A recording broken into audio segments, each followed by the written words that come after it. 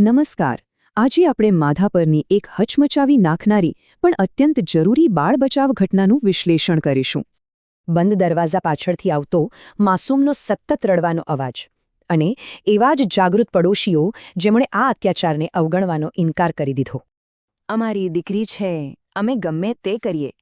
સગી માતાના જડબેસલાક શબ્દો બતાવે છે કે સ્થિતિ કેટલી ભયાનક હતી.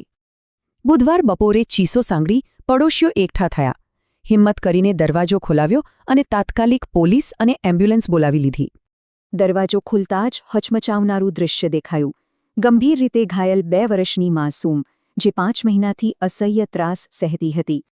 ઉત્તર પ્રદેશથી આવેલ આ યુગલના આ બીજા લગ્ન હતા. માતાને અગાઉના લગ્નથી પણ બીજા 3 સંતાનો હતા.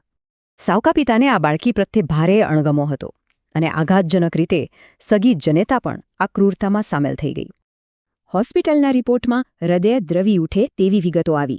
બાળકીના શરીર પર બીડીના ડામ, બચકાના નિશાન અને માથામાં હેમરેજ જોવા મળ્યું. આ અમાનવીય કૃત્ય બદલ બંને આરોપીઓ પર હત્યાનો પ્રયાસ, પોક્સો અને જુવેનાઇલ જસ્ટિસ એક્ટ હેઠળ અત્યંત કડક કલમો લગાવાઈ છે. મહિલા પીઆઈ એ.કે. જાડેજા અને તેમની ટીમે ત્વરિત કાર્યવાહી કરી.